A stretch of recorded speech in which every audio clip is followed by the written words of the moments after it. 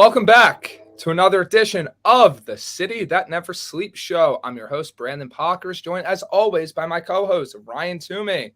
How are we doing on this fine Tuesday afternoon? Doing good. Love we're in the playoff time right now. Can't wait to get into it. Yeah, we got a fun show ahead of you guys. Honestly, going to be a little bit shorter of a show today because I will actually be attending the first game of the Rangers-Devils NHL playoff series, round one. Very excited to see the Rangers take a 1-0 series lead tonight. I know Toomey is going to be very upset when that happens, but I'm sorry. It's just the way it's going to be.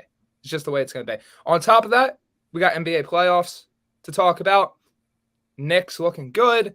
Some serious surprises so far. Some injuries we got to go over that may completely change the outlook of the NBA playoffs and the predictions we gave you guys on last week's show. Then to finish off the show, we got some MLB talk. Mets, Yankees looking good. And then we're just about a week away from the draft. So very excited about that. We're going to give you guys just the latest updates on what's happening with that. So, Toomey, going to start here with basketball. Yep. New York Knicks. So our question of the day, the Knicks will win the series in 5 games. Agree or disagree? I think there's no better place than to start with that. So game 1, the New York Knicks took it from the Cleveland Cavaliers. We look in looking at that series, they won 101-97. I mean, Julius Randle is back. Jalen Brunson had a good game as well. I mean, looking at the box score as well, we got RJ Barrett chipping in with 7 points, although not a great game from him. Quentin Grimes, Jalen Brunson, Josh Hart had a big game, 17 points. Isaiah Hartenstein chipped in a lot as well. It goes back to what we said, and this is the key point of why I picked the Knicks to win this series. Their depth. When it's not RJ and he's having a bad night, you can expect guys like Grimes, like Hart, like Hartenstein, McBride if you need him to pick up the slack on top of having your main guys in Brunson and Julius Randle. They can outlast Cleveland in the sense of, how do I put it? Their depth is going to be able to outlast Cleveland because you can't play Donovan Mitchell every minute, every game for 7 games. It's not going to happen. You're going to have to rely on an Isaac Okoro. You're going to have to rely on guys on the 7, 8, 9 part of your bench. And I personally think the Knicks have a better depth, a better assortment of players in that case. No, like we've talked about previously, the Knicks seem like the more all-around team. Like you got into guys' names like Grimes, Randall showing up. They don't need to rely on one guy. And like you said, Mitchell, I think it's going to be tough for him to play 40 minutes a game, but he's going to be out there 40 minutes a game. He's going to have to put that team on his back. But there are guys like Garland they have too. They do have Mobley, Jared Allen. So they do have guys that can really produce and put numbers up, but I just don't think as much as the Knicks. When it comes down to the question of the day, though, 5 games seems a lot. It seems a little too quick. I think our early predictions was this is going to go 6-7 for sure, and I'm going to stick with that. Sadly, I did not get to see game 1, so I don't really know how it was. It seemed like a real back and forth, though, and it really came down to the wire, it seems. I've seen the score 101-97. But really, I could see I'm going to stick with what we started the playoffs with. I think I had Knicks in 7. I'm going to ride with the Knicks in 7 still. I think it's going to be a real back and forth series. So, going to get to some of the comments in the chat here. We got Thomas in the chat. How you doing? Hope all is well. We got Brian saying he's got the Knicks in 7. We got Jeff. We're going to get to this. We actually came up with something last night for this series, but we will get to that in a little bit. Rob says it's all about tonight. A 2-0 lead is probably lights out for Cleveland, And then Frank says, I disagree to the poll. I think I see either team win in 7. So I think it's two-pronged here. And I'm going to fully agree with what Rob is saying. I had Knicks in 6. Full transparency, that's how I saw the series going before it started. If the Knicks take this game tonight, I think it's over in 5 or less. If they take this game tonight. Because in all honesty, the Knicks have one of the best home court advantages in all of basketball. MSG in the playoffs, you've seen NBA players say it all the time. It's a different animal. It's a different beast. If Cleveland can't win the game after already losing home court advantage for the series, for them to overcome a 2-0 deficit in back-to-back games in New York, that's going to be hard. That's tough. That's tough because then you're probably asking Mitchell and Garland and Mobley to extend their minutes even more. And you're already faced with that pressure situation of back against the wall. Now, if Cleveland takes the game tonight, 1-1 series, potentially not having Josh Hart tonight, which is a huge loss. Personally, I'd save him for game 3, make sure he's fully healthy and ready to go for that game instead of risking more injury today. Then I think it's going 6 or 7. But tonight's that turning point. Tonight's that turning point into whether it's a 6-7 game series, legendary first round series that fans of both sides remember for a while, or if honestly the Knicks take care of business pretty early. That's what it comes down to for me. It comes down to, can the Knicks steal another game in Cleveland? Because Cleveland's a very good team. These two teams are very evenly matched. If the Knicks can overcome and win on the road, which honestly, they've been a very good road team this year, then I think this series could be over much quicker than honestly both of us expected. Taking one on that first game in, especially oh my apologies, on the Cleveland court. And yeah, if they take 2 away, you're right. It's gonna be tough for Cleveland to roll into the Knicks. Is basketball, may I ask if you got me there, is it 2-3-2? 2 home, 3 away, 2 home? I'm not 100. I think so. I think so. Right, well, still, but it doesn't matter. If the Knicks can go home with a 2-0 lead, then I think that's a big issue. The way I think it is, I think because the Knicks won that first game, they now have the 2 games at home. That's Cleveland, and then a game 7 would now be in New York instead of Cleveland. I'm pretty sure because they took that home court advantage. No, yeah. What when's Hart's status? Is he a game time decision? I think so because he practiced today or yesterday or today, said his ankle is feeling better. Yeah. But I'm just of the we got Jeff saying it's 2-2, 1-1-1. So yeah. I'm just of the mindset that you already have the series lead. You're going home after this game. You don't need to risk literally one of your best players overall in a game 2. I'd rather personally have Hart for game 3, game 4, game 5, game 6, game 7, if it reaches that point, because that he's a vital aspect. There's no need to risk that injury now, unless he's good to go. If he's good to go, then obviously he's going to play. But I just sprained ankles are tricky, man. They are. We've seen how vital he's been to that team since he's gone there during the trade deadline. Everything picked up once he was there, and it's not it. He's a mix of defense. He can hit a 3 when you need him to. Hopefully he's healthy. Always been a big fan of him, and the Knicks should really hope he is as well. But still, there's a lot of guys on that team that can really produce. And you know what? If you need to give him a day off, it's not the worst thing in the world. Get him full healthy, just like you were saying.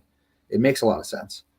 And you can play a Deuce McBride. You can maybe give Evan Fournier a few minutes here and there to add some more shooting. Like, the Knicks aren't in this desperate situation without Hart. They're in a lot worse situation.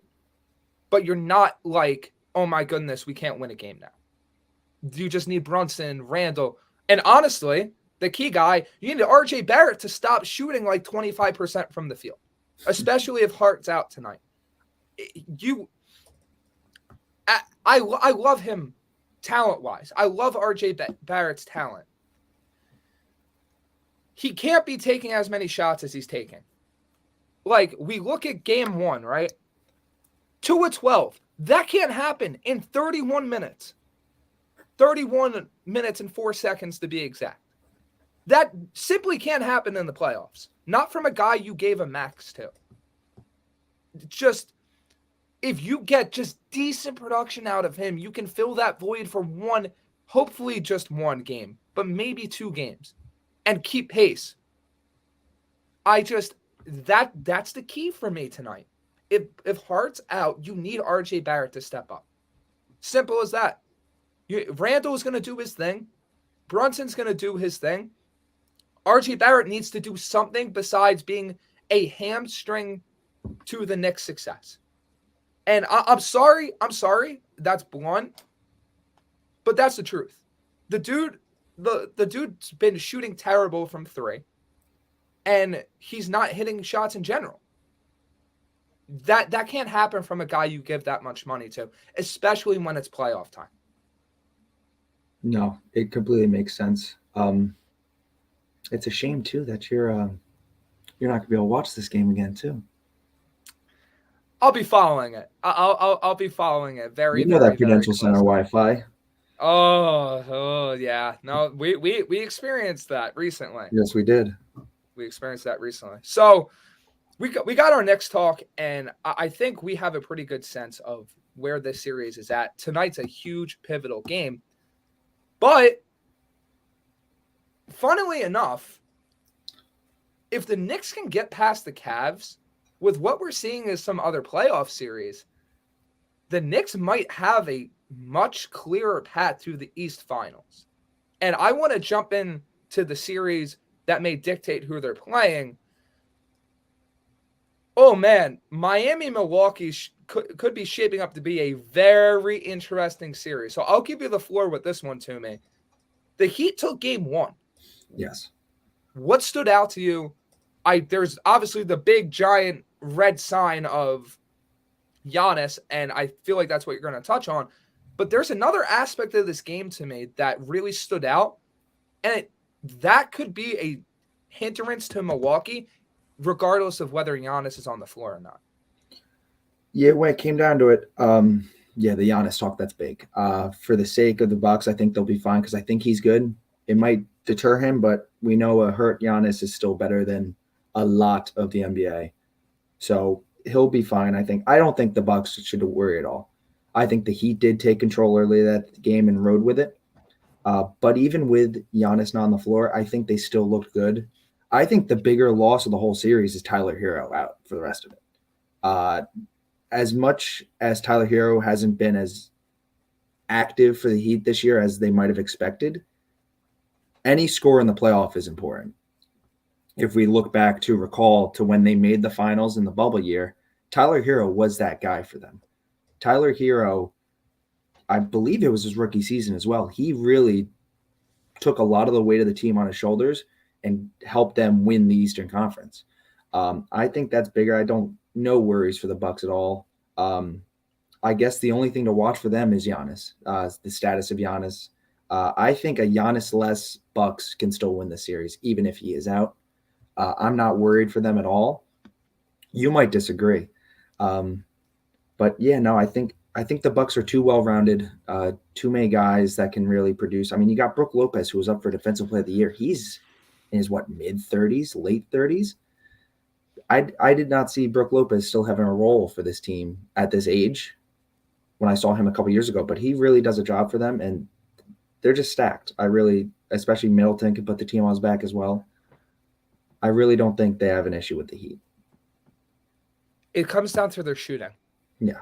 It comes down to their shooting. That's my concern.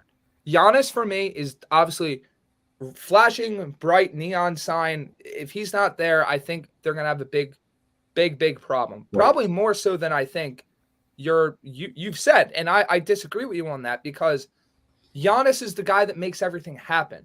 And let's face it, Jimmy Butler is a different player in the playoffs. I think regardless of whether Tyler Hero is there or not, and Tyler Hero is a big loss. Don't get me wrong. But they still have Bam Adebayo. Kyle Lowry has shown that he still has juice left in him. And Jimmy Butler turns into, for some reason, a borderline Hall of Fame player in the playoffs.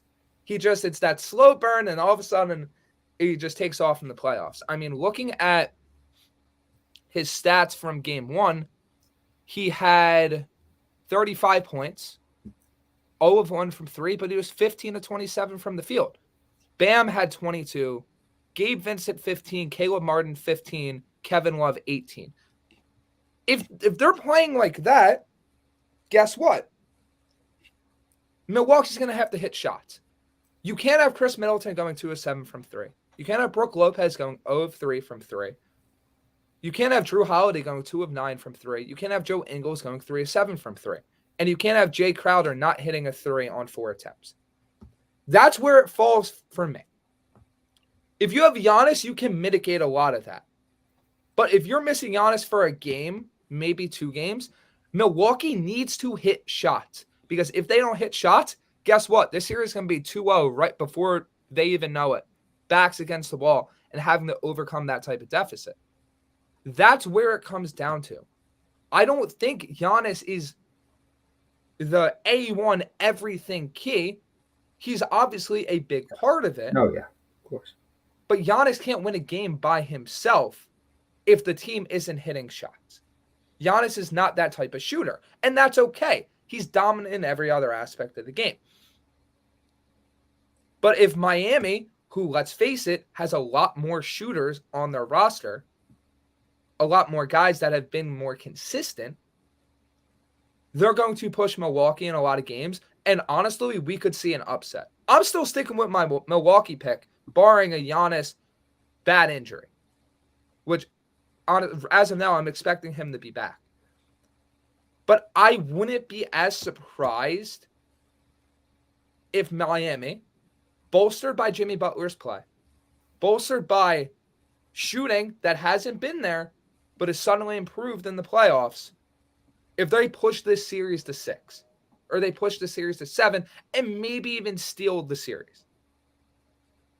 I need to see Milwaukee shoot better. And I know it's been one game. They're one of the best teams in the East. I'm not in panic city yet. You have another game like this, though, and you go down 2-0, we're having a much different conversation on next week's show. That's where I'm. No, yeah, it makes sense. If they fall again at home, I don't see them falling. I mean, probably not. But let's face it, it's not this unrealistic possibility anymore. There's a very real shot Milwaukee's down 2-0. It really does fall on Giannis. I think he's going to play, though. All the signs I'm seeing is he's getting back into it. Yeah, no, I think he's going to play. It was probably a bone bruise in his back, but is he 100%? What does that hinder with him? No, yeah, for sure. These are all questions that, guess what? We're not going to know until it's game time. Yes. And that's playoff basketball. It's playoff anything. It's a war of attrition. Can Miami overcome Tyler Hero's broken hand? Can Milwaukee mitigate any lingering soreness, lingering issues that Giannis is having? Back issues are tough. Yeah. It could flare up at any time during the game. So I'm just very intrigued with this because this series could flip on its head in Miami's favor, or Milwaukee can right the ship. But I just wanted to bring to the attention that Milwaukee shooting, if it stays the way it's been, which I don't think it will to that extent, that could be a huge, huge, huge hindrance for them in this series. I know. Yeah. No, anything can happen. I'm curious to see when the last time an 8 beat a 1 too. It's had to be a very long time, especially considering the way the NBA's been. Yeah. 100%. So what's next? I mean, I feel like these other 2 series in the East are kind of exactly the way we thought. Yeah. I mean, Boston absolutely bludgeoned the Hawks. And guess what? We said that was going to happen. We said Atlanta doesn't really have the firepower to go toe-to-toe with Boston. Boston's this juggernaut. They've been like this all year. I mean, Brooklyn's pushed Philly specifically in game 2, but Philly overcame that. Joel Embiid's playing at, let's face it, an MVP level. Probably should be the MVP this year. I don't know if there's anything to go in depth with because it's playing out exactly the way we thought. I feel like the more interesting conversation are some of these Western Conference series. Tell me if I'm wrong, but that's kind of where I'm leaning. No, it makes sense. I mean, especially with what's been going on in the West. I mean, my first eye is Clippers, especially with that game on tonight. Taking that game 1 against the Suns. I mean, Kawhi Leonard looked good. Kawhi Leonard really looked good. And I guess I still don't see an issue for the Suns. I still have them doing what they're doing just because they have all those guys. But it comes down to it. That's one of the games I got to watch, and the Clippers really came through at the end in a tight spot and showed that they can compete with a team like this. I guess the telltale sign, if we're going right into that game, you want to go right to Clippers Suns, right? You want to? Yeah, it works for me. Russell Westbrook, man. Exactly.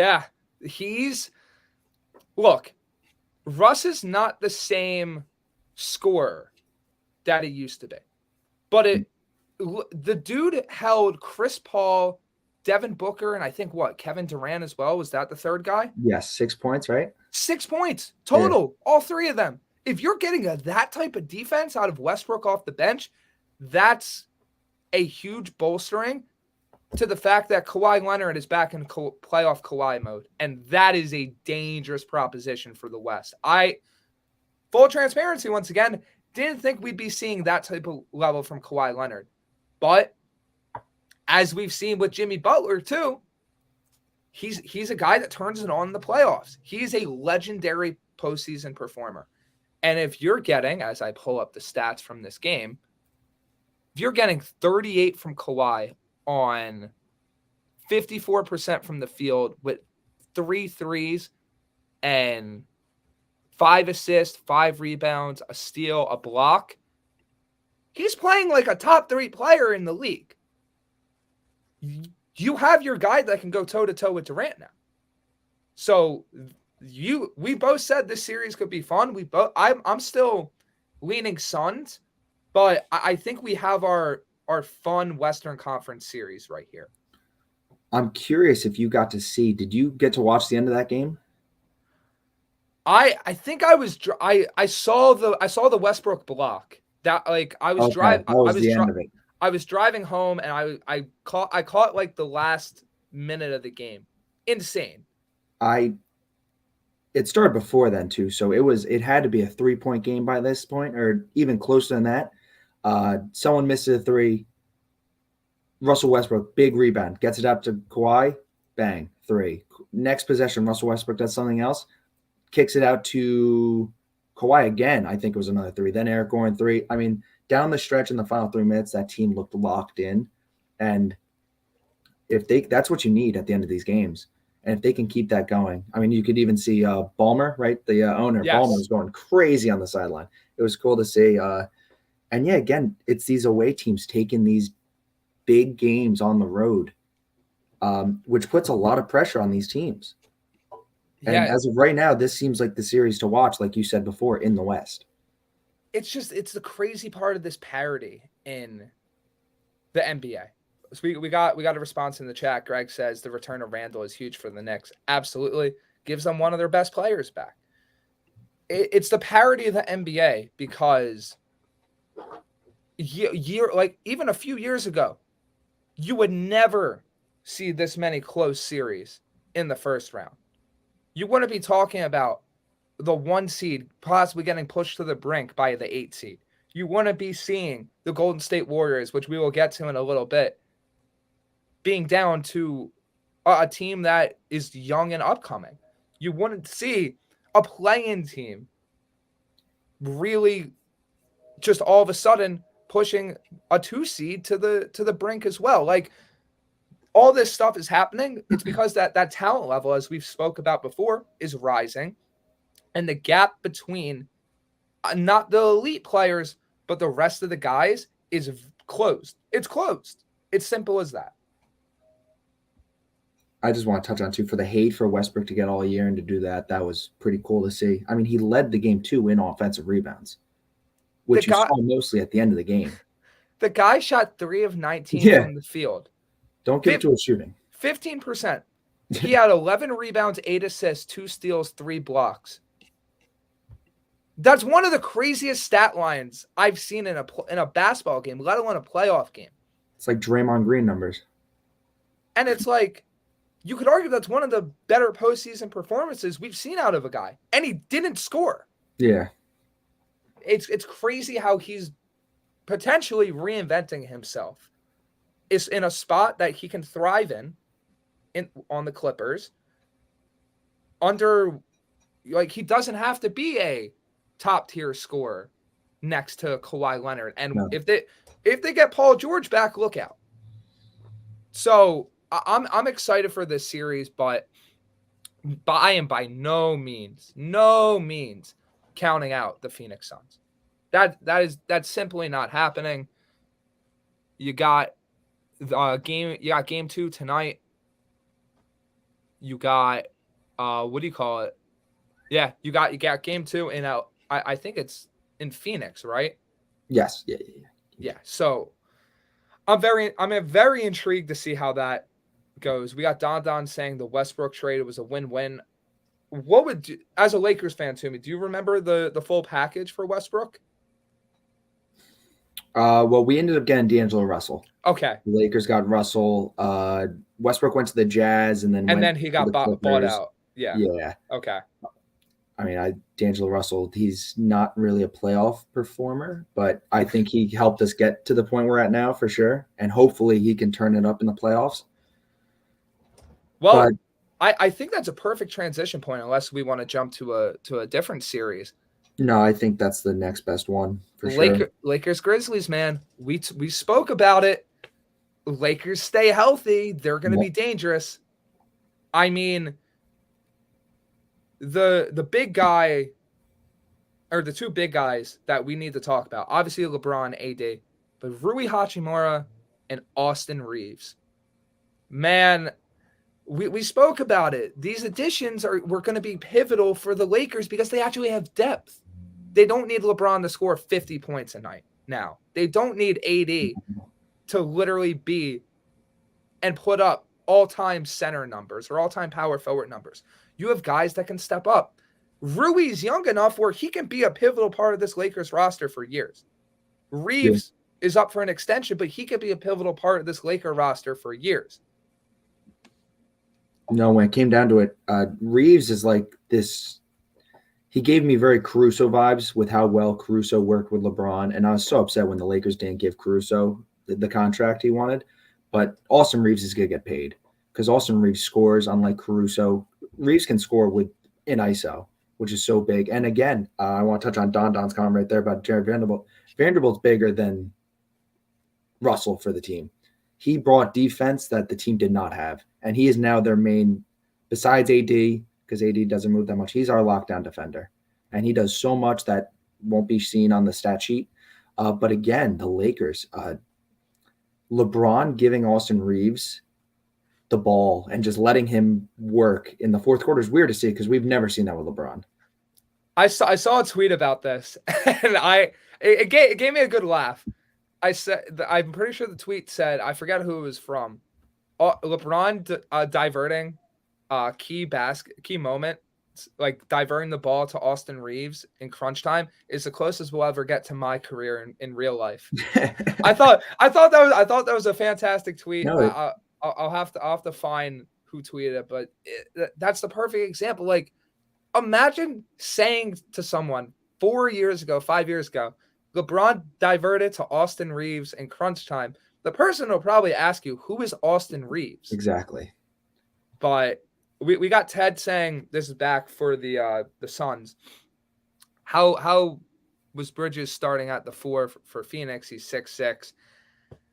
I mean, I don't know. Bridges is pretty damn good for himself as a scorer. I feel like in that case, Phoenix was more of a small ball type roster, and now they still kind of are, but not as much with having KD in that position instead of Bridges. And Don said Rui was traded for Kendrick Nunn. Ooh, yeah, that's a tough one to swallow. If I think it was a Wizards traded him, right? Yeah. Okay, yeah. Kendrick Nunn was supposed to be so big for the Lakers, and just never panned out at all. But I think the big thing, just drawing back to the Suns real quick, they relied on DeAndre Ayton way too much. I feel. Yes. Out of all their guys, he was taking the late game shots when the Clippers were barreling threes in, and they're relying on DeAndre Ayton, who great player, but you got so many other guys. But back to the Lakers, I think the big thing for the series, again, which we haven't talked about, is Ja Morant. Yeah, I mean, that changes everything. It does. It truly does. Even if Ja isn't fully healthy, his presence on the court opens up so many things for Memphis. It truly. So now you're down Ja Morant and Steven Adams, most likely for game 2. On top of I think Brandon Clark's been out for the year. Right? I think they're missing one more guy, or like the Grizzlies are depleted, man. Yeah. You're gonna have to rely on Jaren Jackson, who had 31 in this first game, to really power that offense. You're gonna need Desmond Bane to step up. I mean, Ja had 18 with 2 assists, 2 steals, and 6 rebounds. Like that's pivotal things. Even only playing 30 minutes, you gotta replicate that production somewhere. No, yeah, but the big thing, like we touched on, that was a close game all the way through. The Lakers were down, and then that fourth quarter came, and it just blew. They ended up winning by 16 points, which if you watched the first 3 quarters, you would have been shocked. I had no idea, and you did not watch the fourth. You would have been so surprised by that because Grizzlies did have control. It kept going back and forth, but for it to end like that, obviously the Lakers don't expect Rui and Austin Reeves, maybe Reeves more than Rui, obviously, because Rui hasn't done this all year. They don't expect him to do that every night, but if they do that every night, then our predictions of the Lakers going very far is in good hands to see that happen. Exactly. Our prediction about the Lakers making it to the finals, it wasn't about solely AD and LeBron. It was about the rest of that roster and how that roster is meshing together with those stars. And that's the important part about today's game in the NBA. It's not all about your stars. It's about how does the rest of the roster complement them. It's why the Giannis conversation from earlier is so pertinent. Giannis is incredible, but if those shooters aren't hitting shots like they're supposed to in the way that roster is built around him, it's not going to work. It's not going to work against a team like Miami that can have hot streaks. Quite frankly, it wouldn't work against a team like the Knicks that has depth, and it wouldn't work against Boston or Philly. So that's why it's so crucial for the Lakers. But game 2 of this series is Wednesday at 7:30. I'm excited for that one. And looking at the rest of the playoff bracket, I mean, Nuggets, I don't think that series, oh boy. Minnesota, that's going to be a conversation post playoffs. That's a team that I think might have to blow up some things. First of all, the Rudy Gobert trade looks terrible, and it's been less than a full season. You gave up that many picks. You're going to have to probably trade Karl-Anthony Towns, to be honest, and build around Anthony Edwards and Gobert. Does Anthony Edwards even want to stay at that point? These are the conversations you're going to have because your Twin Towers ideas with the big guy that can score and the rebounding presence, it's just not working. No. It's simply not working. And then I guess touching on the Kings, it's a great series, but I don't want to just touch on it. I want to Kings, man. That pick's looking good. It is. That pick's really looking is good. I mean, looking at the box scores and just the scores of these games, 114-106 game 2 win, 126-123. What it came down to for me picking this series, and I explained this last week, the Kings have an electric offense, very electric offense, and just to look at some of the numbers from the guys last night. You got Harrison Barnes with 13, Sabonis with 24, Herter with 15, Fox with 24, Davion Mitchell with 14, Malik Monk with 18. That's not even talking about the 9 rebounds from Sabonis and 4 assists. That's not talking about the 9 assists from Fox and the 4 steals. It came down to the fact that the Kings offense can exploit the Warriors defense. And that I felt like they could score more against the Warriors defense than the Warriors could score against the Kings. Because as amazing as Steph Curry is, Wiggins is just getting back. You know, Klay Thompson's, I mean, as good as he is on offense, he's a liability on defense. It was always, for me, a balance of who's going to essentially be able to score more. And for me, it fell to the Kings. The fact that they got a 2-0 series lead is pivotal, especially for a young team. They're getting that playoff experience. They're getting that mindset of, hey, we have a 2-0 series lead on the defending champs. That for a young team, that is insanely crucial. And I want to find the comment. Don said earlier, I think if the Kings make it past the Warriors, I think they can make the NBA Finals. I don't hate that. I don't hate that at all. Because so much about playoffs is momentum and who you beat and how you play at the right time. If the Kings win this series in 4 or 5, you're looking at a dangerous team in the playoffs. Simple as that. You're looking at a very dangerous team because De'Aaron Fox is legitimately turning into one of the best point guards in the league. Sabonis is, I mean, look, I hated the Halliburton trade at the moment. It's looking like a win-win. Sabonis has been insane for Golden State, or not Golden State, Sacramento. We obviously have the incident last night of Stompgate. We'll get to that in a second. But I mean, the Beam team, the Kings, they're looking really good, man. And I'm very interested to see if they can get past Golden State, what they're able to do the rest of the playoffs. Because, I mean, looking at the playoff bracket, they'd run up against the Lakers or the Grizzlies. And that'd be a legendary second round series. Yeah. Legitimately. No, I love seeing, I think everyone does as well, just underdog teams like this coming out of the woodwork and just trying, especially against the defending champs. Like, that is awesome to see. I'm curious. I was watching something. What do you got? Update. Josh Hart expected to play. There you go. Well, that's pivotal. I guess he's an alien and can just heal from a sprained ankle in like 2 days. I don't know. That's very crucial to have him back for the Knicks. It's my statement on that. He's one of the key assets. He's the heart, no pun intended, of the Knicks roster, and that makes me feel better about their chances for tonight. No, for sure. That's awesome to hear.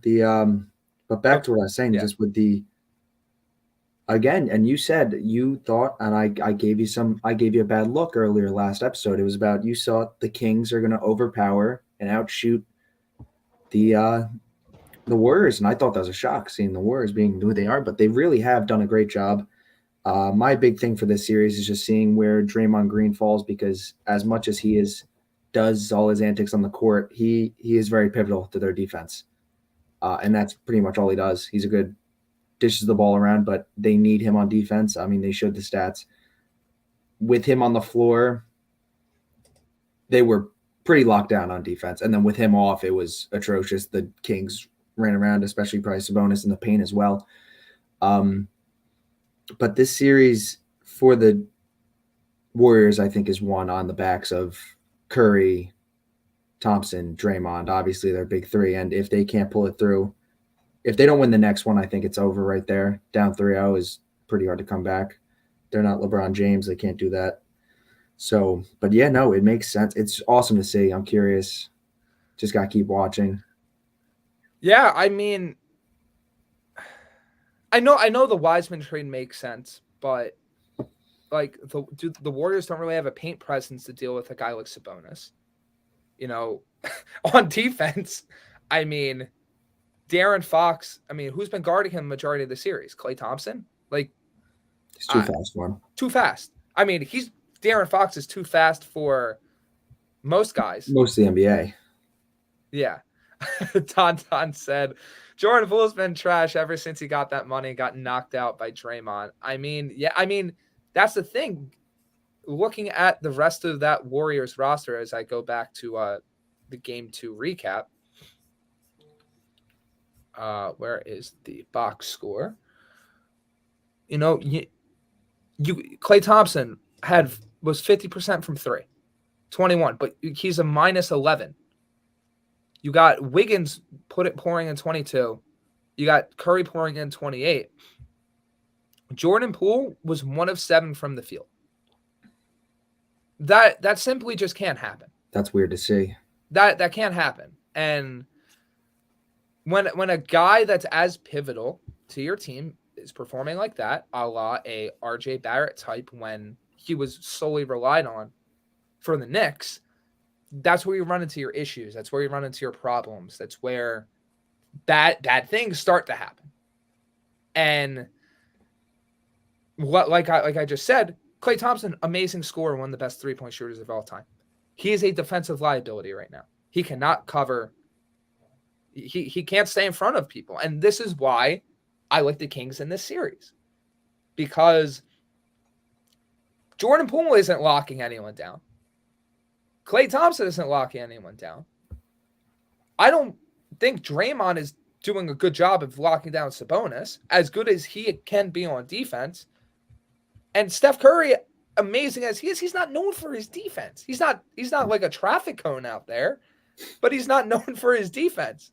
And when you have guys like Monk and Fox and even like Davion Mitchell, that is a fast damn team. They are quick. I love this Kings team. They're truly the team, if it's not the Lakers, that I want to see make a run. And I truly think they have the potential to do so if they can get past the Warriors in a fast manner, which it's seeming more and more like that's going to be the case. No, like we've seen for the Warriors, their whole entire dynasty now, it's just they beat you by pouring on the points on you. If they can't do that, then they got nothing. Yeah, that's how. I mean, we've seen this during the regular season. When did they win games? When they outshot you. When did they lose games? When their defense got exposed and they didn't hit their shots. It is a very, and you said it perfectly. It's been a very simple formula for how they've won games. Light the beam. Light the beam.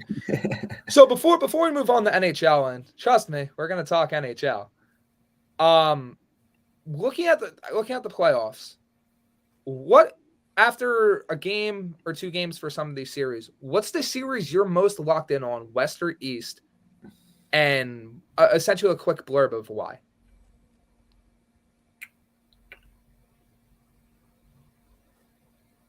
Yeah, I'm going with the Suns and the Clippers. I think that's the only series I have right now fully going to a Game 7. And it's just clearly just because the Suns got outworked. And I don't think that's going to stop. And I think the only way the Suns can combat that is just by getting the ball in your best guy's hands and letting them take over. Kevin Durant can take over a game. Devin Booker can take over a game. That's what they need. And if the Clippers can just keep working as a one unit and you have Russell Westbrook running around like a chicken with no head doing what he's doing, it could be trouble for the Suns. But that's the series I'm really looking at. I think you put it perfectly. But Don, we are not both Knicks fans. I'm a Knicks fan. Toomey is actually a Lakers fan, believe it or not. So for me, looking at these series, if I was just saying for a team I'm pulling for, and I'm going outside the Knicks because saying the Knicks series is an easy answer. The Kings are the one team I want to see win more than any. But the series I'm personally locked in on is the Miami Heat Milwaukee Bucks series, because number one, this has potential ramifications for the entire Eastern Conference playoffs, and really specifically the winner of that Cavs Knicks series. And number two, I want to see how Milwaukee handles adversity, backs against the wall, and I want to see if Miami can continue their pace, because this game 2 and probably game 3 is going to tell me a lot about where both these teams are at and what the potential outlook for either of these teams could be in the playoffs, because if Milwaukee has a grinded out battle for 7 games and the Knicks series ends in like 4 or 5, well, guess what? I'm going to feel worse about that Milwaukee pick, because I think the Knicks would be more rested and would have their guys ready to roll and could expose some of the problems that Miami might have shown against Milwaukee. If Milwaukee rights the ship, we're back to more of like a chalk thing of, hey, Milwaukee maybe 1-5 gentlemen sweep, and now they're ready to roll. They got their stuff together and they're ready to roll against the Cavs or Knicks. That's the series for me, because if Milwaukee somehow loses this series, the Knicks or Cavs against the Heat, I'm picking the winner of the Knicks-Cavs series. And you're potentially having a Knicks-Celtics or Knicks-Sixers Eastern Conference final. And guess what? The Cavs and Knicks have both pushed those teams to the brink this season. So that's the series I'm really looking towards. That's the one that I'm personally keyed in on. And honestly, we're going to see what happens. As we always say on the show, we're locked in. We're following all of this playoff basketball, and we're very excited to see how it plays out. Finally, playoff basketball. Nothing better than the playoffs in any sport.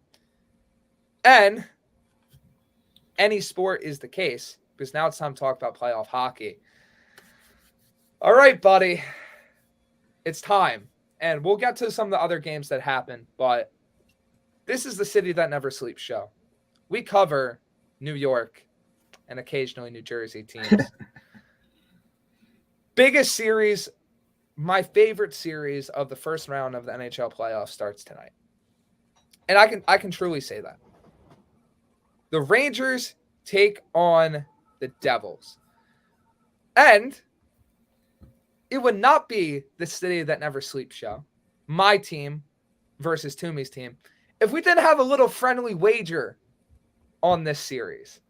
So, and I hope I get this correct, Toomey, because I know we discussed this very late last night. We did. If the Rangers win this series, Toomey, on, I guess, whatever show we have post the series, I don't know what date that'll be. That can fluctuate. Toomey will have to wear Rangers regalia on the show. May I make an addition? Well, we haven't seen in public with this on. Okay. Yeah. Okay. Show and public. Show and public. Yeah. If the Devils win the series, I will have to wear Devils regalia in public and on the show. So we got a lot on the line here, both of us. So I'm going to toss it over to you. We've been predicting this. We've been talking about it. And it's finally here. Game 1 is tonight. What are you looking for in this series? And I'll give the Rangers perspective in a minute. But what do the Devils need to do to win this series? There's a lot, obviously. There's obviously just not one simple answer. I mean, the big thing is just puck control. I think that's the one thing. And just keep doing what you've been doing against the Rangers all season. The Devils have been 3-0-1 against the Rangers this season.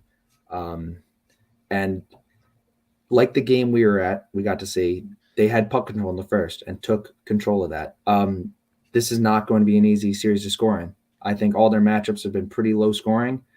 Got to give it up to Igor. He is a hell of a goalie there. And I think if they can just keep the defense intact. So here's the two things. All right, I'll pick a couple things to look for. Puck control, stop the Rangers defense or offense, and find the back of the net. You just have to pepper Igor with as many shots as you possibly can. But I think out of those, the big thing is stop the Rangers offense. Because I think if you can do that, you got the series in the bag. And just get the right guys the puck. You need Heishier, have the puck in his hand, play make, get Hughes, drive into the net, get Timo the puck. You got to get your big guys the puck and just stop that red hot Rangers offense. So that's what I think. I think they can really do a good job of doing that if they just play like they've been playing all year. Yeah. Legitimately, I think you're completely right. Those are the Devils' keys. It comes down to, and you put it perfectly, they just have to keep doing what they've been doing because the Rangers have not really been able to get over that hump to beat the Devils this year. So that brings me to the Rangers' keys to win this series. Number one, you got to keep the puck out of your defensive zone. We saw this to begin the game, and they were able to rectify it in the second and third, and that's why it ended up being a close game. That first period was an offensive onslaught from the Devils. It felt like every time you looked away and looked back, there was the Devils pushing the puck. The Rangers defense was on their heels. The forwards were chasing them down. That can't happen if you want Igor to be at his best. If you want any goalie to be at their best, you can't expect him to save 40, 50 shots because that's what's going to happen if you let that occur. Number two, the Rangers forwards need to show why they were traded for and why they were signed. Your offense needs to be your offense. And I'm confident they're going to show that. But apply pressure. Get shots on net. Don't play around with the puck. If you're able to pepper the Devils like the Devils have done to you, you're going to, one, giving yourself more opportunities to score. And number two, you're going to, putting the puck on net allows things to happen. Putting the puck on net allows you to get deflections, tip-ins, have shots go off defenders into the net. You can't do that if you hold the puck. And in years past, I've seen a lot of Rangers games. The Rangers have had a tendency to just hold the puck and not fire on net and try to look for that perfect opportunity. We've seen that early in series, like last year against Tampa, and that changed. And once the Rangers started pushing the pace, they started winning more games. You saw that in the Pittsburgh series when they went down and came back. Let's face it, Devils are a lot better than that Pittsburgh team last year. Devils are one of the best teams in the East. You can't wait, and this is the third key, you can't wait until the second and third. You can't wait. You can't take that first period off. You can't come out slow. Because as we saw, and as we've seen, you come out slow against the Devils, before you blink, it's going to be 2-0. And in the playoffs, in those type of environments, the best playoff environment in any sport, that you're asking to lose a series in 5 games if you start slow. So with that being said, I think the series is going 7. Flip a coin. I'm going to go Rangers, obviously, but flip a coin. I think if you could go with Toomey's argument and say the Devils are going to win, you could go with my argument and say the Rangers are going to win. I'll be honest, I think either of them are right. I don't think there's a wrong way to analyze this, because these two teams are so even and they've shown that. Yeah, the Devils might have the better record, but it's not like the Devils beat the Rangers 7-1. It's not like the Devils beat the Rangers 5-0. It's been 2-1, 3-2. These type of close games that show how close these teams actually are. No, just a point for the Rangers too. They've been so known since they've gotten that full-blown offense to just make the big play. And during the game, we got to see they were a pass away. They were a deflection away. They were like a centimeter away of having just one-on-one chances with the goalie. But it goes back to the point. When did all that happen? The second period, the third period. That first period, there was barely any of that. No, especially touch on with the Devils. They have, I think it's still the same, most comeback wins in the league, best road team in the league. So if you got to jump on them early. I completely agree with you there, because if you let the Devils have been known, I know beginning in the year, I don't know how much it carried over, but second, third periods, that where they thrived, the Devils. And the game we got to see, that's why I was like, that was the best first period I think I've ever seen the Devils play all season. So the Rangers' main goal should be to jump on them early and get ahead and hold them back, because the Devils will find a way to score pucks and get it back tied. So if the Rangers just have to stay on their necks and don't let go. Exactly. I'm assuming you're going Devils in this series? Yes, I'm not even close. I'll take Devils in 6. Oh, you think back in 2012, same scenario. Okay. You don't think it's going 7? Nope. All right. Well, there you have it, folks. Our friendly little wager is on. It's going to be a fun series regardless. I'm excited. I'm hoping I'm going to be able to get on this show next week and not have like my tail between my legs and have Toomey just rag me for an hour. But it's going to be an exciting series. And looking at some of the other NHL playoff series right now, you got Carolina 1-0 over the Islanders. That was a very close game. You have Boston leading the Panthers. I'm not exactly surprised there. The Wild took game 1 from the Stars. A little bit surprising there. And the LA Kings stormed back and won in overtime against the Edmonton Oilers. With those series, what one's the biggest surprise to you? And what one do you think it could end with an upset? The two main ones I wanted to touch on were the Western Conference, because the East, it seemed obvious. One, the Bruins are the Bruins, and they showed it. I don't even think they shot more pucks. They just got more pucks in the net, just controlled the game. Even that. Hurricanes, if the Hurricanes play good defense, Islanders are done. I don't see them, because the Islanders do have a hell of a defense. Sorokin, still think he's one of the best tenders, if not the best. They don't really have an offense. If they can't produce offense, they're not going to win. But the two games I want to touch on are Stars Wild and Oilers Kings for sure. I didn't know. I know we got home late last night, but did you get to watch the end of that Wild Stars game? I did not. The one that stood out to me, I saw Kopitar scored the game tying goal for the 16 Kings. Seconds, yeah. And my reaction was, Kopitar's still on the Kings. I remember watching that guy when I was like 12. He was on the team when they beat the Devils in the Stanley Cup Finals.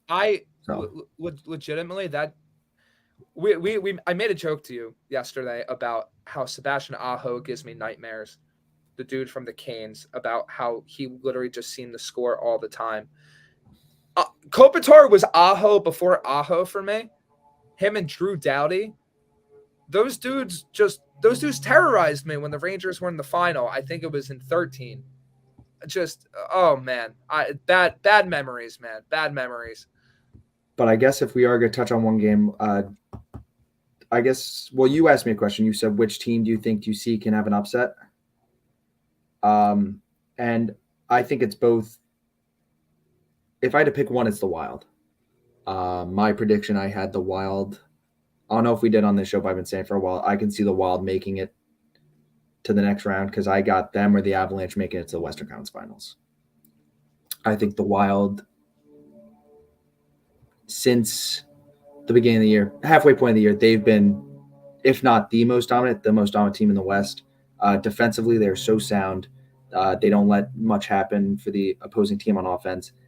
And they're grinders. I mean, they will shove it to you. I mean, for Ryan Hartman scored their game-winning goal in double OT with around 9 minutes left. And he was in the first OT limping on the ice. They didn't think he was going to be able to finish, and he's the one who came through and scored that puck in double OT. And again, too, a loss like that, they played close to 100 minutes of hockey. They played 90 minutes of hockey. And for you to lose that game on your home ice, that is devastating. And that really hits you hard. It can flip the perception and the outlook of an entire series, a game like that. No, 100%. And that is just devastating. And the Wild, hey, we're on the road. We got the win. Doesn't matter if we had to play for 90 minutes. We got the win. And I think that confidence rolls through. I never really liked Dallas this whole season anyway. I think they're a couple pieces away, but I have the Wild upsetting them there too. I don't know if you agree, disagree on that. If you have any comments at all on that. So the one I'm interested in, and I don't think this is necessarily an upset. I'm interested in the Oilers and Kings because just pulling up the I'm trying to pull up the box score here. Oh man, hold on. Yeah, 4-3. Edmonton loses in overtime, right? Yeah.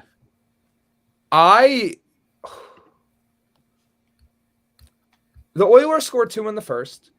They scored 1 in the third. But they let up 3 third period goals. Yeah. Oilers had 40 shots on goal. Kings had 35. Edmonton had 14 penalty minutes. I'm pretty sure they had 50 hits. The Kings 49. I'm trying to. Kempe had 2 goals. Kopitar had 1. I'm trying to see who had the other one. Ifalo. And then for Edmonton, you got Dristal had 2. I think Bouchard and Drysdale. Drysdale had 2 goals.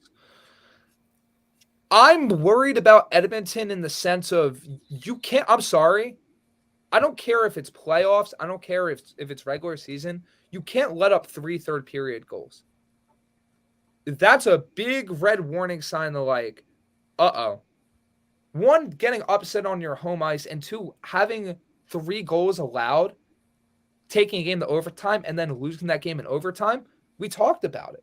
That can flip the entire complexion of a series. Now, do I think the Oilers necessarily lose? No. But, and this is the most pivotal part, this is very similar to our NBA talk. What happens in game 2? Okay. What happens in game 2? Is Edmonton's confidence shot? Do the Kings steal another game? And does Connor McDavid does McDavid and Draisaitl have to literally carry this team to wins like they have before? That's the key here.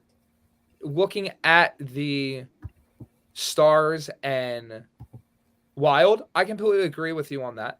I think the Wild could upset Dallas there. And honestly, I think the Lightning could upset Toronto. Is it likely? Probably not. But as a hockey fan, I will never count out the Tampa Bay Lightning. No. Never count them out until they're actually eliminated. That's the one I would probably go most upset-wise, because Toronto seems to just fall apart in the playoffs. It's literally like the running joke of the NHL. And I would never bet against Tampa until it's too late. That's just how I see it. The one thing I want to touch on with the Kings Oilers, real quick, I got a question for you. Mm-hmm. If Edmonton could remind you of one team in the NBA playoffs right now, who would that be? Because I have my answer. That's a fantastic question. Okay, Edmonton reminded me of one team in the NBA playoffs. Overpowered offense, negative defense. Well, you don't have to give me hints. It's probably Golden State. Exactly. This team has, just because you have McDavid, just all other guys. It's not Hyman. I could be wrong with that name. I thought it was Hyman. It could be Hyman. Well, they have those guys. They have, since McDavid, you have the best first line in the league, no matter what. The dude scored 64 goals in a season. Yeah, 150 points. Absurd. You got Dristal on your second. I mean, it's unbelievable. But then it gets to the point they have no goal. Their third and fourth lines don't exist. Their defense doesn't quite exist either, and their goaltender definitely doesn't exist. So that's my biggest issue. They've had goaltending issues since I can remember. Yeah, always. Especially when Hall was drafted there, when he was, and they finally got rid of him. If he was still on that team, that'd be crazy. But it's just their issue. And if they're going to beat you by offense. The only way they beat you is if they outscore you. And that's why it's a little flip-flop with them, because if they can do that, they could beat anyone. Also, sidebar, I'd say even more so than the Golden State in basketball. Edmonton can't lose in the first round again. No. It can't happen. Like, how much longer is McDavid going to want to be there? How much longer is Draisaitl going to want to be there? Hopefully, if it gets to the point, they'll buffer the offense more still. But yeah, it's just weird to say that these two great great teammates. Or I don't know. It's curious to see. I still think Oilers have that series, but we'll have to wait. I do too, but you bring up a great point. You've run into a team with a good defense. I haven't watched a ton of Kings hockey, full transparency. But you run into a team with a good defense, a decent offense. Edmonton's in trouble if they can even slow down McDavid a little bit or slow down Draisaitl a little bit, which, to your point, I don't think that happens. Draisaitl already has 2 goals in this series. Yeah. I mean, it's just that series is going to be very interesting to me, as I said. Especially, I don't even think McDavid was involved for the goal, was he? I don't believe he was. I don't think so. But that's 100% going to change. Yes, he was not involved in a goal, which is wacky because he is on every other game. So that's going to change, obviously. But touching on points that you made, I guess we never really made hockey picks. Did we not? Oh, yeah. All right. Do you want to do that now? Because we kind of... I can do it quick. Well, I already know who I got.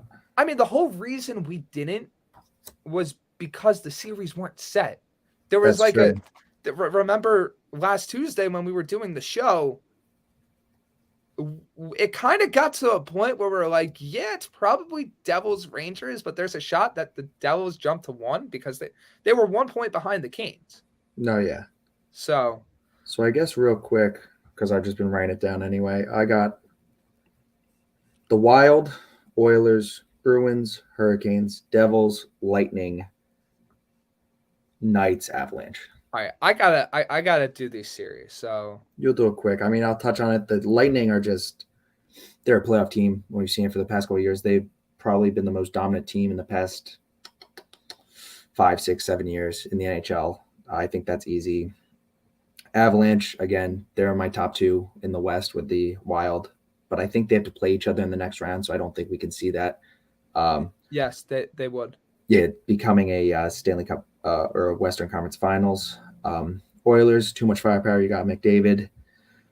Devils, I love my Devils when we're against them. Bruins, Hurricanes are just too dominant for the teams they're playing. And besides the Jets goaltender, don't think they have much. And that's wow, that's pretty quick. I like that. Well, go the whole playoffs, so I have time to do mine. I think I did. I mean, here we go. I mean, you didn't go like all I'm saying like all the way to the Stanley Cup. Oh, holy cow. That's what we did with no, you're right. NBA. You're right. Well, then in that case, I would have the Avalanche over the Wild. Then I would have the Oilers over the Knights. I'd have Bruins over Tampa. Then I'd have Devils over the Hurricanes. Then I'd have Oilers over the Lanch, and then Bruins over the Devils. As much as that pains me to say that. And then I'd have Bruins win the Stanley Cup. The Bruins just look too dominant. They're full. I mean, there's so many star power on that team. Obviously, that's a rough draft, but I mean, I've been watching hockey every game, every season, and that's what makes sense to me. I'm curious to see if that comes into fruition. I know that's a very rough, sloppy, zero analysis on it, but I'm drafting mine over here. I don't think that's sloppy analysis though, because I mean Boston's just been a juggernaut, and there hasn't really been a team that's really stopped them, right? I mean at least from the games I've watched of them. Again, I'll say it again. I think the only team, even though the Devils haven't even beat them all year, I think they're the only team that's played them tight in 3 straight contests. And again, I'll repeat it. In the first 2 times they played them, they were down everyone. They had no one. Timo Meier didn't exist for the Devils. John Marino wasn't in. Graves was out.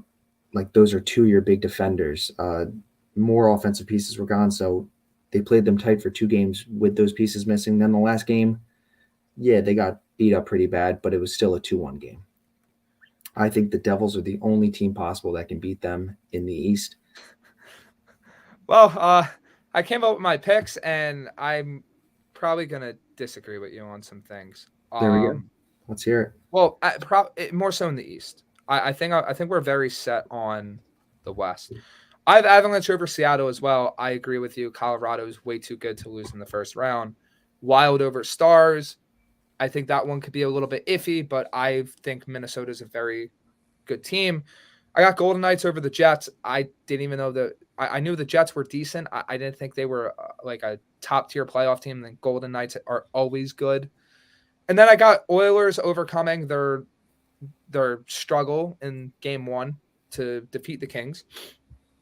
I got the Avalanche over the Wild, the Oilers over the Knights, which that might be a little bit of a upset, but I don't really think so.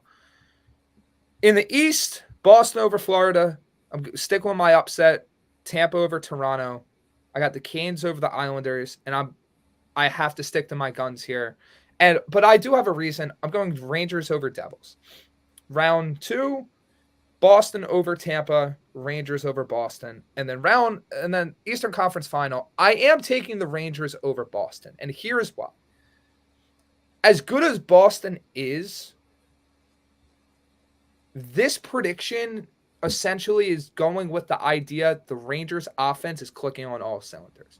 So that includes Tarasenko. That includes Trocheck. That includes Kane, Zibanejad, Panarin, everyone.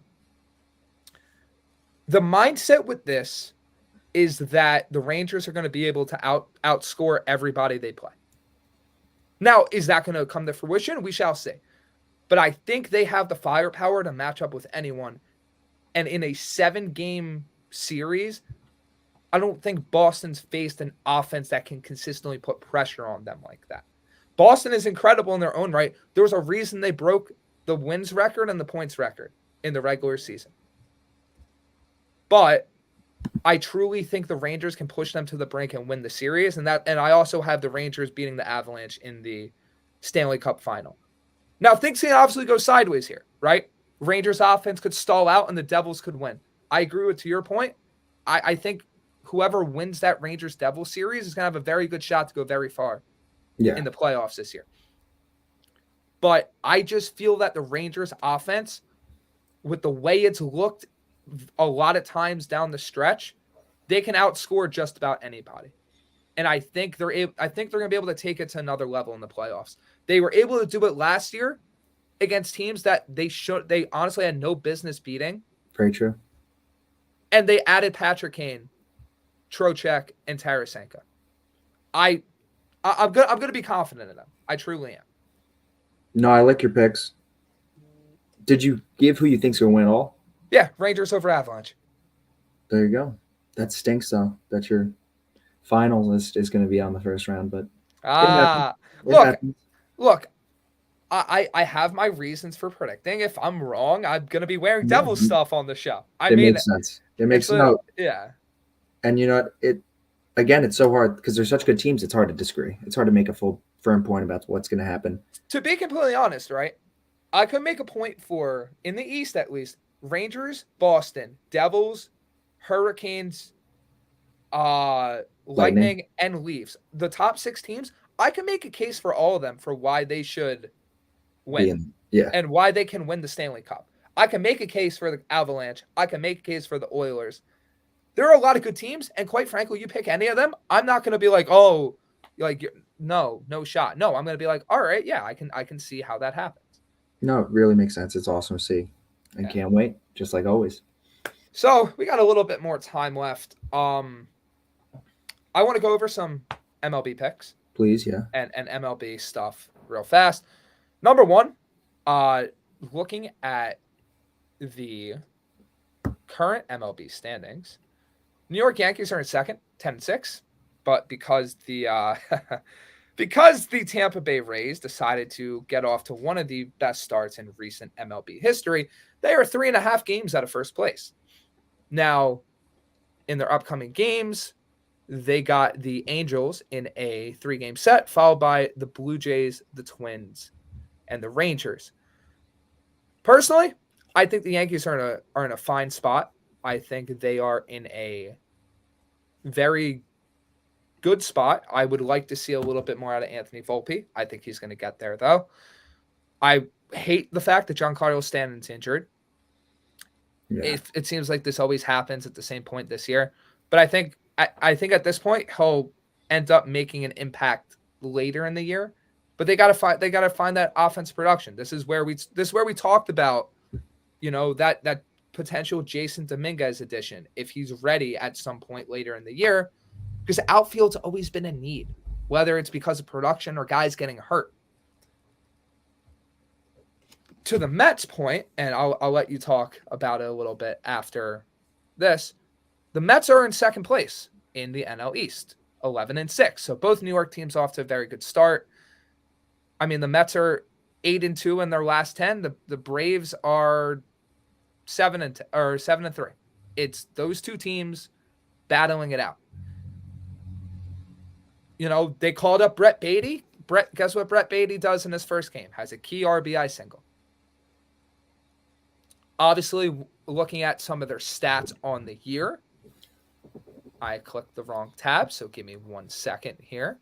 Looking at their stats on the year, hitting at least, Pete Alonso is tied for the major league lead in home runs with 8. He is hitting 292. Honestly, shaping up to be an even better season than last year, which is impressive, and that could put him in potential MVP territory. My MVP pick, Francisco Lindor, he's hitting 230, but he has 4 bombs, 17 RBIs, 10 walks, and 2 stolen bases. Last time I looked, a few days ago, he was one of the leaders in the major league in WAR. Honestly, could have a worse MVP pick. Some other stats that stand out: Tommy Pham, really good fourth outfielder off the bench right now, 273 with 2 bombs, 6 RBIs, on base percentage 385, OPS 870. Starling Marte 250. Daniel Vogelbach hit his first home run last night. Guillorme 240. McNeil starting to pick it up to 250, and he got Narvaez, who was hurt at 286, and then Brandon Nimmo hitting over 300 at 315, and legitimately playing Gold Glove defense in center field, making play after play. Made amazing plays in the last game of the A series. Sealed the win last night against the LA Dodgers with another great play. Speaking of the Dodgers, the Mets in their upcoming games. This is not the Mets. 1 second. The Mets have the Dodgers and the Giants in their next series before taking on the Nationals. Honestly, in terms of the Mets, I would love to see Francisco Alvarez play more. I understand he's hitting under 100, but you can't ask your top prospect catcher, one of your best prospects in your entire minor league system, to sit 2 days and then play, sit another 2 days, then play. Myself and Toomey have both experienced this. Smiles. You can't be asked to come off the bench and produce consistently. You got to get into a rhythm. You got to be able to, get into a groove and see pitching and understand your approach. When you're getting yanked in the lineups and yanked out of lineups, you're not allowed to really progress and do the best you can. I hope they don't do that to Brett Baty, but I think Brett Baty's a more pure hitter than Alvarez, so I think he'll be in a little better spot if he has a few less at-bats. But overall, I want to see the young guys play. I want to see Alvarez play, Baty play, bring up Mauricio at some point this year, bring up Vientos. They're the keys to your future, along with Lindor, Alonso, Nimmo, and McNeil. So that's where I follow baseball. That was a lot of talk. Toomey, what are your thoughts? I had notes for both teams. I mean, since the last show, Yankees were 6-4, Mets were 6-5. So they pretty much went on the same streak. Mets are 5-1 since then. Yankees are 4-2. So similar, very similar. Big thing for the Yankees, I think my one note for them is they haven't lost a series yet. Yep. That's really big. Just keep that going. Keep that going. 2 or 3. 2 or What? 3, 3. My key, especially, and this goes for not just the Mets, but any team, 2 or 3, 3 or 4. That's all you need. Exactly. Win the series. You'd win the World Series with those numbers. Exactly. And then my big note for the Mets is Pete Alonso. I mean, he's been tearing the ball, especially too. He gets a lot of, hate for not being the clutchest hitter. But he's been showing this season. He hit a clutch home run against the A's the other day to put them into extras and then for them to win that game. I think, so they're looking very good. I think all that talk from our beginning shows about the Mets is over. That's done. They look very good. Yep, Angels tonight versus the Yankees. Clark Schmidt's on the mound too for the Yankees. I forget who's on the Angels. It's Suarez versus Schmidt. Yes, there we go. So yeah, I took the over on that game. Well, just in my head, just having that. I'll let you do your picks. Don't worry. I'll let you do your picks. I guess the big thing for the Yankees is they look this good right now, and again, I said last time they're missing so many pieces. You just lost Stanton. You're missing Rodon. You don't have Severino. This is all you had to ask for as a Yankees fan. You don't even have Volpe producing to the point that we all know he can. And then we have their guy Garrett Cole, who showed last week he was my AL Cy Young pick. And I made it clear. I said it on the first show. I said if this guy doesn't give up home runs, he'll win the Cy Young. How many home runs has he given up this year, Brandon? 0. And look what he's done. He had a complete game shutout the other day in full dominance. It's been exciting to see. It's the ace that obviously he's always been our ace, but it's finally like that full-blown ace. I mean, his ERA is under a 1. That's been exciting to see. That you look like a savant for that pick, by the way. Yeah, right.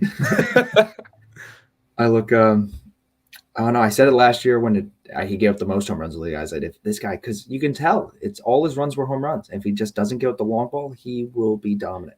My Corbin Carroll pick looks really good. Oh yeah, no, I mean, he's been tearing the damn cover off the ball. Anthony Volpe not looking too hot right now, and then I don't want to talk about my Cy Young picks. Okay, I just don't. I think it goes to the fact too with Volpe. Just give him more time. Like you said before, this has nothing to do with Volpe, but it takes a rare breed for a guy that can come off the bench and produce. Jordan Walker, like consistently, it's tough. And you see it with a lot of guys. If you watch the Yankees baseball, you can see they bring up Aaron Hicks off the bench and he doesn't do anything. That's Aaron Hicks, though. I don't think he's a rare breed. No. When it comes down, Don made a comment before. I was watching that Cleveland Indians-Tigers game before, so that's pretty cool that the Tigers Guardians. Sorry, Guardians, yes. Oopsies. But besides that, rest of the MLB, not worried about the Rays. I think the Yankees got that handled. They'll come back to it. They lost their Reds last night. They got smoked. A lot of games today, too. A lot of doubleheaders, so there's a lot of baseball. So I can't wait. I'll give the floor to you with your picks. Yeah, I've been on this kick where I'm making these wild parlays, and I'm coming close. I'm coming very close. Like last night to win $500, I missed 2 picks out of 12.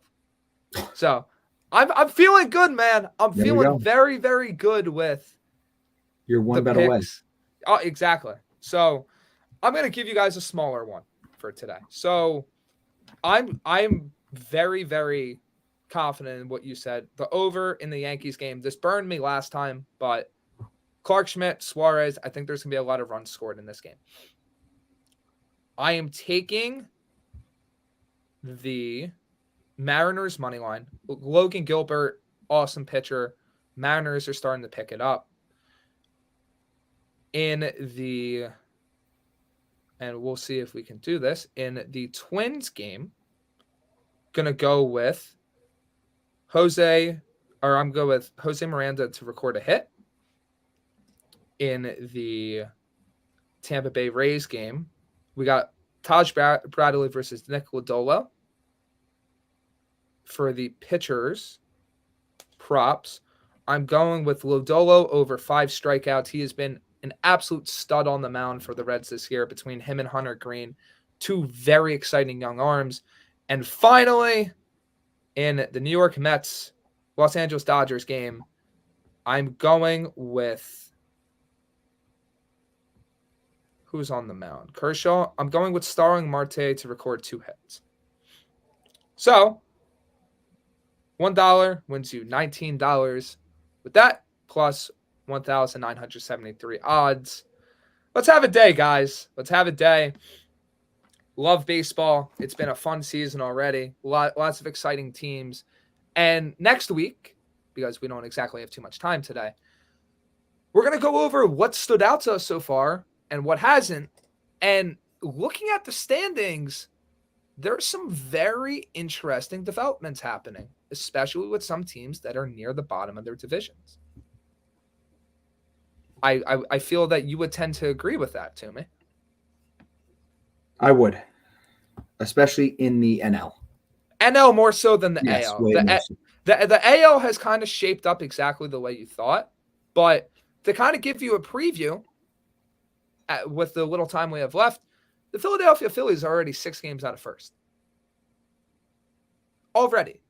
I understand it's early, but it is April 18th, and they are 6.5 games out with a schedule coming up that includes a series with the White Sox, the Rockies, and then Mariners, Astros, Dodgers, Red Sox, Blue Jays.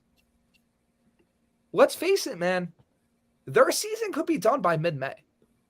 And I understand they had the improbable run. They battled all the way back to the wild card. If you're 12 games out of first, 10 games out of first before the middle of May, that you're in trouble. And that's not an unrealistic possibility. That's what? 3 more games, basically? 4? Not looking great. And it's coming down to their pitching again. But we'll get more in depth with that next week. We got 4 minutes left. Obviously, NFL draft is next week. We're going to bring you guys a very not draft heavy show, but go over what we think the Jets are going to do, what we think the Giants are going to do, maybe a surprise first round pick, a surprise guy that might slide, different stuff like that. But we're very excited. And honestly, it's going to be a fantastic show. This was a fantastic show. I think we've reached the end of it. Toomey, are you looking forward to anything for the next week? Is there anything that catches your eye? I know we kind of dove into that already, but maybe something that you didn't mention already. No, I mean, besides these coming games that we got for the Rangers, Devils, the Lakers series, can't wait for that. Excited to see. I think Anthony Volpe is going to turn up this week and the coming days. So I think by next Tuesday we'll have good news on Anthony Volpe. I don't know. I always love watching golf on the weekend, so golf. But besides that, just getting more close to the draft. And we didn't talk about this is the first time we've never talked about it. And it didn't happen, Aaron Rodgers. But I'm curious to see what happens with that. Besides that, I mean, not much. You jumped the gun a little bit. How'd you know I wasn't going to mention it? Well, for me, obviously, I'm looking forward to the Knicks series. How do they do tonight in Game 2? How do they do in Game 3? Rangers, can they get off to a hot start, or are they going to end up with their backs against the wall immediately? I think that'll dictate a lot of the series. Outside of that, similar to what Toomey said about Volpe, I'm excited to see what Brett Beatty does. Already providing way more than Eduardo Escobar has, but I want to see the Mets young guys really produce. I want to see them be vital in this Dodgers series and this next series coming up, where they just continue their pace and continue to look like one of the better teams in the NL. I want to see their pitching do a little bit better too. And then lastly, but certainly not least, I want to see potential Aaron Rodgers movement. You know, give me a sense of maybe this deal is a little bit closer to completion. And truly, next week we will talk about this more. Does it happen before the draft, or does this continue to drag on for more months? Because that point, that key, is going to be vital for how the Jets approach their draft. I will have a few mock drafts published by that point. At least one. But a bit of a preview, and not even a preview, but just the reality of the situation. If the Jets don't make a trade for Rodgers before the draft, they will have 3 top 100 picks, 3 top 50 picks, and 4 picks inside the top 150. So that would do a lot to improve a roster that is already pretty damn good. So on that note, thank you guys for joining us this week. A lot shorter show than usual. I apologize. Going to the Rangers game tonight. Very excited. The beginning of our friendly wager on here on the city that never sleeps. For myself and Ryan Toomey, thank you guys for joining us on another great episode. It's been real. It's been fun. It's been real fun. We'll catch you next time. Peace.